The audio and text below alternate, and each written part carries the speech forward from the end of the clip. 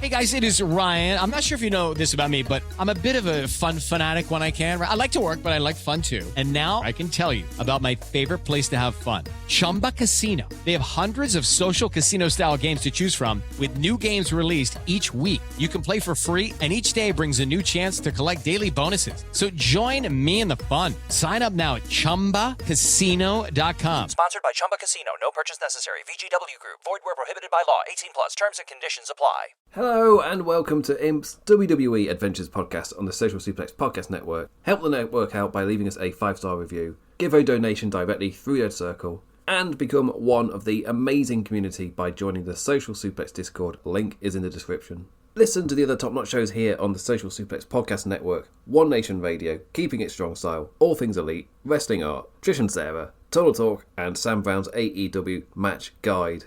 Buy our merch over at Chops Tees, up to 20 and 30% off of certain goods with the big Black Friday sale. This is the sale right before the proposed US taxes. If you're going to jump on it, now is the absolute perfect time. Go on over to chopped-tees.com.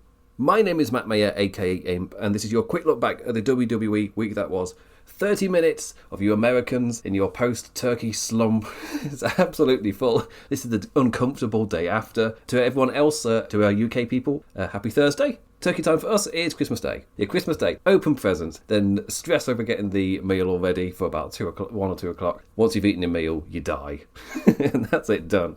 Out. You're out of it. But anyway, this week, Smackers was in Utah. Monday Night Raw was in Arizona. I don't have an Arizona. It's the same voice I did for last week. Well, they were deep south, Arizona. We've been watching The Good Place, and Eleanor's from Arizona. But anyway, let's jump on over to SmackDown, Salt Lake City, and who was Team Bloodline, the Blood Boys? Who was the Blood Boys' fifth man? Let's jump on over and have a listen. It's going to be 5 versus 5.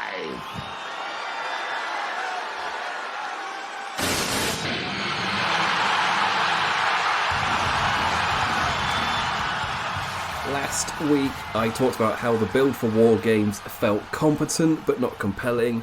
Well, kudos to WWE. It's fair to say this angle completely shifted that. This whole angle bookended the show, starting off with Solo and friends out in their full team in force to face off the goodies, still missing their Mambo number 5. Cole raved about how everything has been Sikoa's way since Crown Jewel. The man finally able to deliver his acknowledge me without getting interrupted, to kind of just echo that sentiment. Because every single week Roman Reigns has been coming out and interrupting, or somebody's been coming out and interrupting, so just not actually said the phrase and ate the reaction from the crowd. This week, finally, he's been able to say it. The crowd boo him, he soaks it in, whatever, just kind of echo what Michael Cole is saying. Setting up an accept my turns to surrender angle for the main event, guaranteeing that we'll be able to see our goodies get their fifth man. But how did it play out? Before we jump on over to that, we got a much better backstage segment with the Blood Boys. Roman setting the table to have the 4 of them no longer being the ones looking for a fifth man, deciding to just fight with the handicap. With no plan though, like true baby faces, plans are for baddies. Baddies pot, baby faces just pluck up and get it and deal with it. So we're going to use our fight and our heart of fire to deal with this. Obviously, that's stupid, so Paul Heyman brought a fifth man.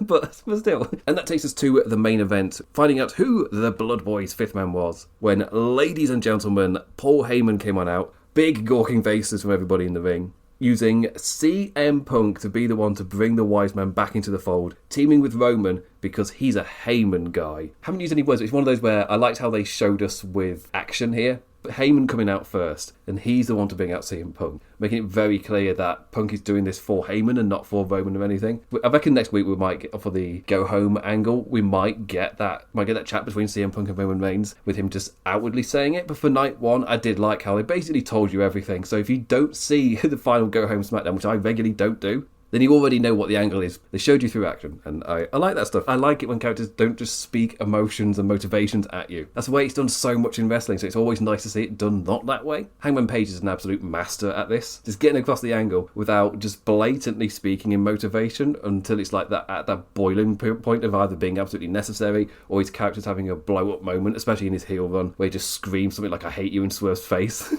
We had months of build-up by that point. I did also like the dynamic of the goodies genuinely genuinely believing they could do this as a 4. Like, I'm not saying I believed it, but very rarely do you believe the characters themselves generally do. Like, that's not easy to portray. That they'll come out and they'll say it, but it almost feels like it's just lines being repeated. You don't believe that the characters actually believe it. It's like almost like that breaking of the reality of pro wrestling. Come out and they'll say the words, but you don't believe, almost like you're waiting for the next beat. Especially in WWE, sometimes it feels like you're going through the beats. And that was part of my critique, was they were setting stuff up, it would logically happen, we'd move on to the next person. And it was that folded again and again. I feel like that worked really well in setting up this Punk angle. I did see some backlash for it not being Seth Rollins. Like, yes, Seth made sense, given that they'd set it up. They'd done that flow. Just like with every other person revealed for these War Games matches. Seth Rollins has been the next setup. It therefore is going to be him. But this is far more compelling. That's my thing. Yes, Seth Rollins would have been competent, but I wouldn't have found it super interesting. They would have had to do a full-blown... I would have found the angle of him talking to Roman interesting, but then I'm not interested in the War Games match. I'm interested in Seth versus Roman. Whilst this keeps me engaged in the War Games match, because I'm not expecting a Punk versus Roman match unless they do an angle here to send us into WrestleMania. I'm not expecting it. I can't rule out Cody Rock, Roman Punk. I can't rule that out. I don't feel like that's the angle they should go, and I do feel like there's enough room where you can just do this match. Punk does it as a favour for Heyman, and we don't get an immediate WrestleMania match. Like, it's alright. Whilst with Seth, I would be directly looking at it immediately. And Seth saying no is still set up for. Like, the man gets to stay consistent instead of being pulled in by the generic standard WWE story flow. They played every single beat so that you think it's going to be Seth Rollins, even though his character's constantly saying no. It just means his character gets to stay consistent. He gets to come out on Raw and be like, yeah, I said no. I was being genuine there. I'm going to stand by my words that I say. So yeah, I genuinely like this. I much preferred it to what I was expecting to happen. Which is nice, because when you predict where it's going to go, and then it just happens. Sometimes it's fine, and other times like this, I was just not invested. It's like, the War Games match would be fun, but it wasn't very much just doing what was competently expected. It's not kind of post-making sense, because they had Heyman come out and be that very clear, which kind of point I was making with, I don't need to watch SmackDown next week to know what Punk says to Roman, because they showed me visually. But also, it is nice to receive something that I wasn't expecting before the show. Because I was just expecting Seth Rollins to come out and for us to get next week the exact talking to angle where we're going to get with Punk versus Roman. There's a lot more just out there in terms of interest. Being like, oh, I wasn't expecting to see this pairing starting to talk. You weren't expecting to see Punk and Roman standing together in the ring. And that's an interesting visual and how that dynamic plays out, rather than specifically what is said. Because you can expect what specifically is going to be said. But there's just the visual of those two standing in the ring having a little chin wag. Like, that's not something that would have been expected. That could be a great little TV draw. Anyway, let's jump on over to Cody Rhodes and Kevin Owens. Another thing that was good. I've got 2 positives to SmackDown this week. Like, I felt like the show itself was absolutely fine. It did a perfectly good job setting up all the matches going into War Games, continuing that flow. But there was something about this show which I much preferred to last week. And maybe it was because last week was that double header of DQ title matches and interferences in the main events, where it just got to a point where when both shows did it, I was like, I could have skipped this week. Like, I've missed absolutely nothing. I could have turned up here and just talked about whatever sitcom I'm currently watching. And it would have had as much like necessity to the world of the stories for what is happening than maybe actually covering the shows. Like, it really didn't matter. And by the way, it's The Good Place. I referenced it earlier. Finished Brooklyn Nine-Nine. I moved on to The Good Place. There's a new Ted Danson one that's come out, and I'm going to try it out. I don't know anything about it, but that's like a combination of the two, because Rosa from Brooklyn Nine-Nine is also in that Ted Danson Netflix thing that's come out. So it'd be a nice little tangent. My point being, I didn't need to really cover last week's show at all, because there wasn't a lot that happened, and anything that did happen was DQ or interferences, so there was loads of non-finishers. Sometimes AEW is just a nice break from that. You almost rehab yourself. You just watch AEW to see actual finishes of people winning and losing, going over, and that sort of thing, whilst WWE stopping their matches for the angle to happen. It's so constantly. It's a nice detox to tune into AEW, especially this current time where they're doing the Continental Classic. But anyway, Cody versus Kevin, I also really liked doing their face-to-face. Like, this was good. Started the segment out strong with Cody dodging the he's not here, dumb babyface trope. Hey, it's still nice to see our superheroes written to be not total dum-dums, to give the villain a moment. Cody shouting, "It's face-to-face time," was less good. But, you know, gotta cheer for it. They love him. Can say anything at this point. Kev out in the crowd. Security stops Cody's initial attempt to get to him, establishing again that Aldis is scared for his athlete's safety with KO. Getting some flat-out motivation explaining, which is like, that's the bit I don't really love, but the back and forth to and fro I really did enjoy. After everything they went through in going after the bloodline together, in no world could Owens take it well when Cody teamed with Roman Reigns. Cody with a great delivery too. I think that was the main thing as well. Yes, it's a lot of motivation explaining, but the delivery from them both really helped sell this. Cody delivering, Kevin Owens has to be the victim, but no one holds back Kevin Owens more than Kevin Owens. Bringing up Bashing Berlin and the spot where KO couldn't pull the trigger on Cody. The really rare sight of a WWE crowd genuinely being relatively quiet because they really are invested in listening to every word the two lads are throwing at each other. That is rare. I've reserved that for like indie promotions, New Japan, AEW, it happens as well. The reason the crowd isn't making a lot of noise is because they are genuinely listening to what's being said and they will react once the person has finished or if it hit a certain beat. Like, that's actually quite rare for WWE, is to have a full almost paragraph of Cody or Kevin Owens speaking without interruption. Really interesting to see that here. It's like, oh, they're genuinely invested in what's happening here. Awesome. Great to see. A match set for Saturday night main event. Cody setting the stage for KO to get his opportunity. And then, for some reason, just overflowing with macho, ripped a side of his sleeveless top and got his right titty out. Like, oh, I'm going to show you just how serious I am. You show him, Cody. But yeah, it was a well-staged segment with Kevin Owens coming through the crowd and the whole security stuff with Aldis. The dialogue itself was a very motivation explainy, but it was one of those where they never delved into just shouting at each other, I don't like you, or stuff like that. It was more explaining why. Not my most excited way to do this kind of angle. However, what really did carry it over was delivery from both men. Both of these guys delivered it so well that the crowd was just almost silent and genuinely paying attention. Which is kind of like, oh, that's rare.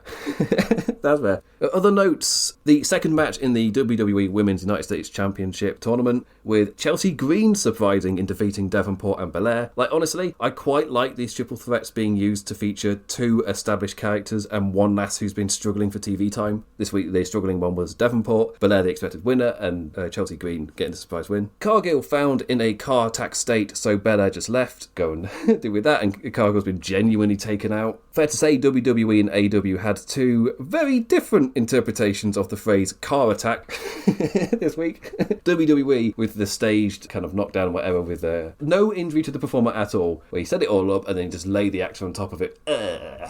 Tongue out, death face, he's dead, kind of thing. Whilst Darby Allin attacking with the car. The car is the weapon. There's very, very different interpretations. LA Knight, the man still getting great pops. This US title run is currently working. It doesn't matter that his feuds have kind of just been... the man's over as hell. This week he actually defended against Santos Escobar, although the actual story is with Shinsuke Nakamura. So, any guesses how this match finished? Wrong! Naka's actually waited until after the champion had beaten Legado Man with the BFT. Here I was expecting an interference setting us into a triple threat, whilst instead attacked by Naka to send us into Survivor Series. Part of me thought like this could be quite a genuinely interesting challenger with Shinsuke doing this stuff. I think the only downside is because we're going into Survivor Series so quickly, it almost feels like Shinsuke could very quickly get lost in the shuffle, unless the Survivor Series match is more of an angle than a match, which I don't particularly like for pay-per-views, but because we don't know anything about this Shinsuke character right now, I'm obviously not that super invested in what happens. DIY and Street Profits both argued their cases for tag title shots after Ciampa's interference last week. The Machine Guns on the side of the Profits.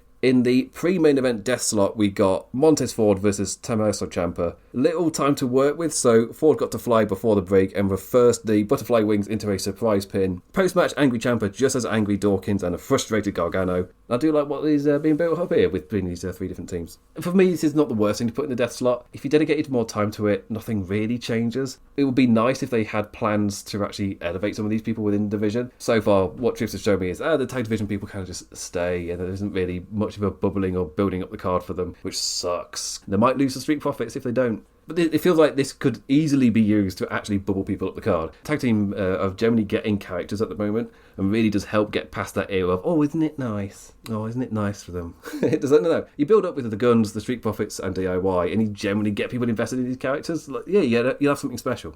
We got a women's tag with Bayley and Naomi and Stratton and LeRae. The women's champion ringside as the match was really just a stage for mass run-ins from the War Games lasses. The last and loudest pop reserved for Ripley. I'll talk about that a little bit more right now.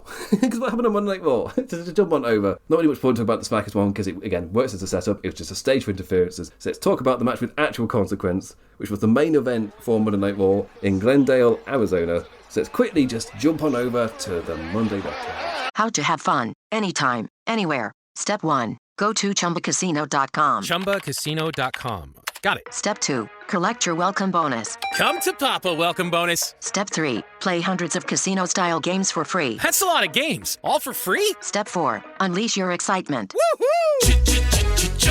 Chumba Casino has been delivering thrills for over a decade. So claim your free welcome bonus now and live the Chumba life. Visit ChumbaCasino.com. VGW Group. No purchase necessary. Void where prohibited by law. See terms and conditions. 18+. What in the world? That's Bayley! Bayley just ripped Nia Jax down and Straight did into damage the, of her own. Joe into the exposed turnbuckle. I think Nia Jax is out. And now Bianca Belair going up top. What the hell's Bayley doing out here? Belair up top. A 450 to win the advantage match. She does it. The Women's War Game Advantage match, Bianca Belair versus Nia Jax, main eventing the Red Show. It certainly was a show that happened. As a go-home show for the Survivor Series pay-per-view, I was left very, it is what it is, things are happening. Cool. I don't know if it's partly because this week AEW kind of took my wrestling attention with Full Gear, with the start of the Continental Classic, / the consequences of Full Gear. Monday Night Raw sandwich in between just didn't really hold my attention, didn't really have anything going for me. It just kind of was. Didn't get me hyped for Survivor Series any more than my date I was in before I watched it. Didn't really progress anything really. It wasn't really a show that did a lot for me. Then I watched the main event and generally had a lovely time. I was like, oh, you know what? I'll just go with this. With answering that question of who is going to be the fifth woman for the babyface team. So almost the B-side to the SmackDown thing where their main event was also answering who's going to be the fifth man on the men's babyface team. Monday Night Raw was about the women's. Without Cowgirl, Belair was fighting for that all-important advantage. Ripley's the captain, but she's so dead set on Liv that the team doesn't really have any leadership and Bianca has been the one to step up. Belair got to look like a big, strong beast. I say look like. She was a big, strong beast, lifting and slamming Nia. Generally power-armed overhead, slamming her down. Incredibly impressive. Also, again, adding to how much Nia's improved. Past Nia isn't taking moves like that.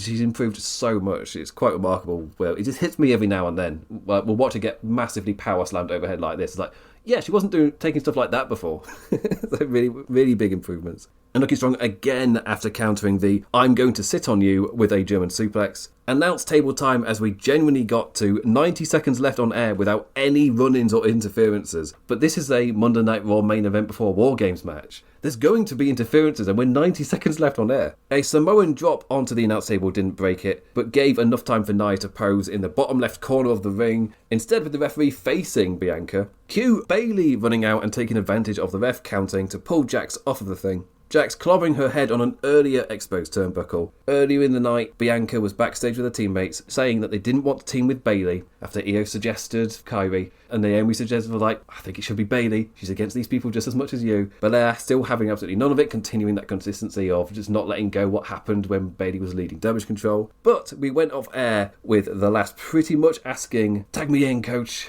let me in, to Bianca, who seemed to do a bit of the, somewhat of a generic babyface look of just like, yeah, you did the thing. Which is, that sometimes feels a little bit cheesy, but there's something about the performers in WWE that can pull that off. I want to say both Nia and Bianca are two of those people. To be fair, Bayley as well, but we were looking over her shoulder, so we didn't actually get to see her expression of, yeah, I did the thing, in response to Bianca's look of, you did the thing, yeah. Yeah, perfectly fine ending to the show. The reason I kind of wanted to talk about this a little bit was just because I've not really talked about the Women's War Games match. It gives me a platform to do so, and I thought the main event was relatively fun, and I'm realising now that's probably because we got to, again, 90 to 60 seconds left on air before any interferences. So it was just a match.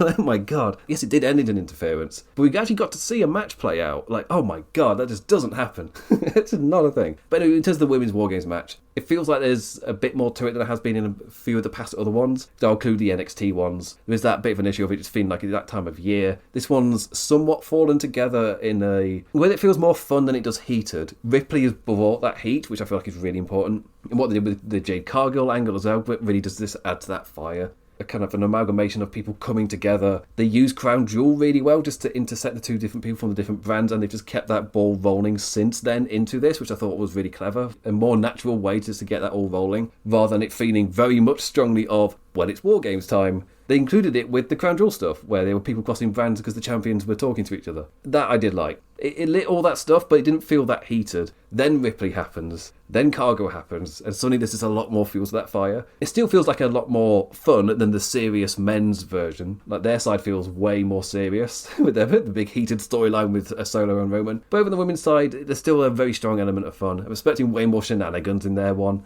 Like, what's Dom going to do? It was going to be the Judgment Day interference side to that match, which you got to expect is going to be something. It's kind of going to be red hot whenever Ripley gets anywhere near Liv Morgan. Like, there's just a lot going on. Actually, speaking of that, the other one I got notes on, the WWE World Tag Team Championship were defended. Judgment Day's Finn Balor and JD McDonough versus the War Raiders. A perfectly grand title match. Which is honestly, I'm going to use that word nice again, which my English teacher was never use the word nice, but I never get to use it.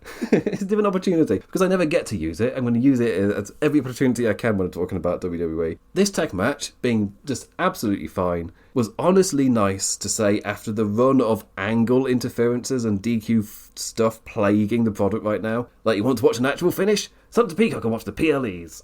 It's just like, it was a surprise. I was like, oh, I actually got to see a match happen. Oh, how lovely. Poor JD took a lot of big boy offense. Dom and Carlito out for the numbers game, only to get immediately thrown out after Mysterio put McDonough's foot on the ropes. The ref busy shouting at the ringside baddies.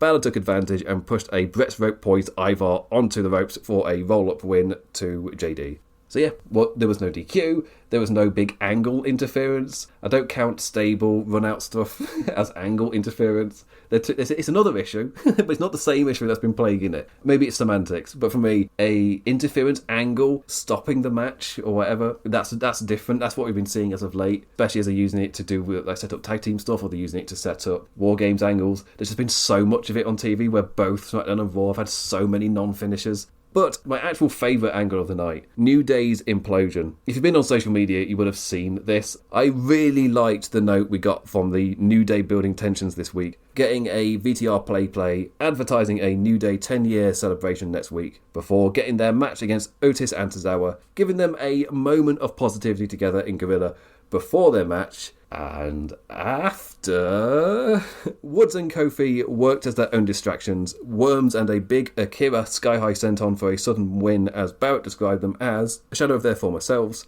The camera followed them backstage as they argued. Me and E never let you run plays for a reason. You never believed in yourself before us. Picking at their biggest scars in lost opportunities, directly recalling Kofi losing to Brock Lesnar in 6 seconds. Commentary calling it a relationship on a cliff's edge, which for me is a really, really good setup for the angle next week. Woods just storming off in a see you next week kind of anger. Generally feels like they're on the edge of falling apart. It's one of those angles which feels like it's either going to build to the most wholesome moment, or it's going to build to Woods finally turning heel, which they've been alluding to. I think I prefer the first one, because part of New Day's thing has been they're a team which the entire time has dodged that thing of splitting up, and because they could have easily had Big E turn on Kofi when Kofi was champion to set up an angle. They could easily have had one of them turn at some point over the last 10 years, but every single time they went, no, we're going to do something different here. So they've dodged that every single time. It would be nice if that continued. Just reinforcing that the entire point of New Day is that thing of positivity.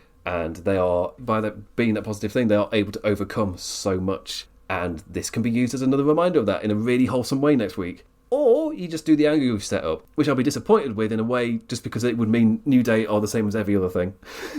In that way, yes, they lasted 10 years, so they're technically not exactly the same. But just to split them up in that way, at least they set it up. But I would quite like, just in terms of their long-term legacy, if that just never happened, like, I'd be cool that way too. Yeah, so really, really looking forward to that one. If you've not seen the argument backstage after the match specifically, because the camera follows them as they start to argue, and it really, really is a well done angle, and it really builds up that sentiment between them, which has just been that sentiment of anger and just angst between what's been happening over the past few months. The perfect setup for two worlds, which again, not great to see.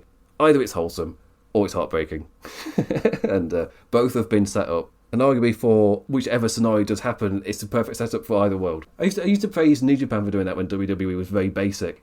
So it's just, I'm doing everything I can to avoid that nice word. Just do the trio of it. It was nice. It was nice. Anyway, jump on over to the other notes.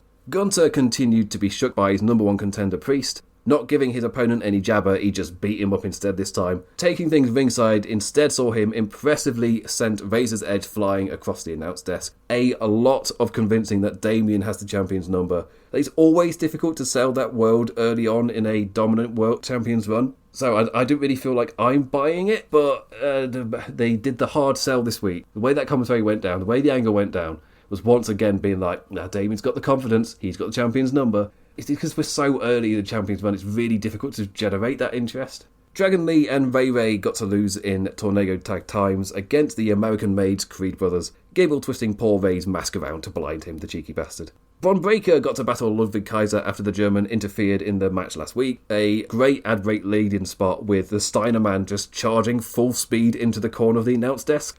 It's one way to send us into an advertising break. But it got thrown out after Sheamus interfered to build up that triple threat, so into the other notes it goes. And it's official, ending on something like genuinely positive. It's official. The Red Show will also be getting a women's mid-card title. The Women's Intercontinental Championship is like the men's, but with the fancy white belt. aka the best iteration of the Intercontinental Championship. That one that Cody brought back, where he had the white on it, it just works really well with the other like accented blues and things on going for the Intercontinental stuff. For me, that's been my favourite version of that title. And technically, he's coming back, because that's really what it's going to look like for the women. And just like I was talking about last week with the women's one introduced, there currently isn't any time on television for this title. There is no room. They're struggling as it is. That said, once they go to Netflix, with USA also wanting to keep a 3-hour show, and Netflix wanting to do a 3-hour show, suddenly you're going to be doing 2 extra hours than you currently are.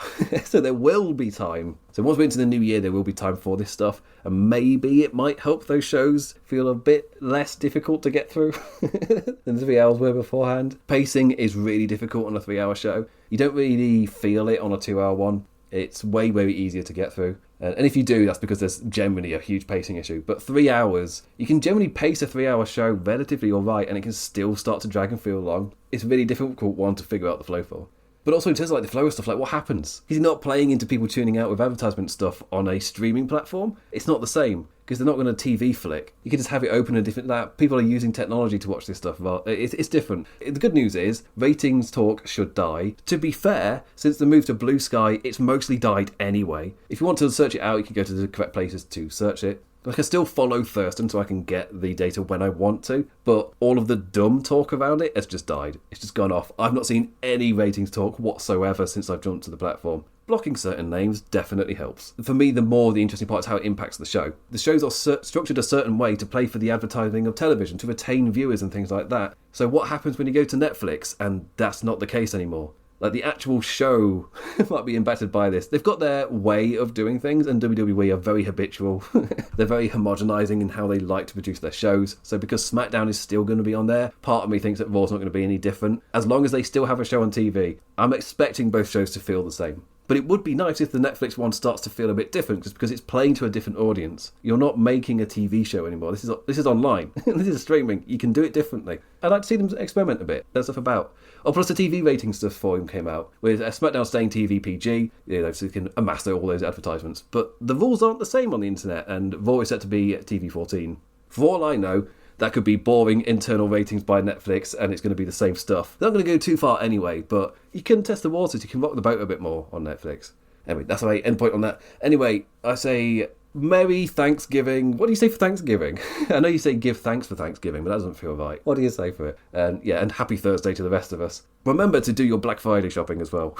It's more of a note to myself. I've got a list, I just need to pick the thing before the bloody thing runs out. So with that I say thank you for liking, engaging in any form, any manner. Always appreciated, never taken for granted. I'll be back this time next week to talk about Survivor Series with the big pay-per-view special talking about the show. So with that, I bid you adieu. Adios. How to have fun, anytime, anywhere. Step 1. Go to ChumbaCasino.com. ChumbaCasino.com. Got it. Step 2. Collect your welcome bonus. Come to Papa welcome bonus. Step 3. Play hundreds of casino-style games for free. That's a lot of games. All for free? Step 4. Unleash your excitement. Woohoo! Chumba Casino has been delivering thrills for over a decade. So claim your free welcome bonus now and live the Chumba life. Visit ChumbaCasino.com. VGW Group. No purchase necessary. Void where prohibited by law. See terms and conditions. 18+. Prescription products require completion of an online medication consultation with an independent healthcare provider through the LifeMD platform and are only available if prescribed. Subscription required. Individual results may vary. Additional restrictions apply at lifemd.com. Read all warnings before using GLP-1s. Side effects may include a risk of thyroid C-cell tumors. Do not use GLP-1s if you or your family have a history of thyroid cancer. If you've struggled for years to lose weight and have given up hope, did you know you can now access GLP-1 prescription medications through LifeMD? LifeMD is now offering eligible patients online access to GLP-1s, the breakthrough prescription medication that can help you lose body fat and weight. Listen to what people are saying. I've been able to live my normal lifestyle, and I've lost 20 pounds already. Changed my life. I wasn't expecting it to shut off the food noise. This was life-altering, and if I can do it, I feel like anybody can do it. And here's the best part. Your insurance may cover 100% of the cost of your medication. So go to trylifemd.com to have your eligibility checked right now. Get started today at trylifemd.com. That's TRYLIFEMD.com.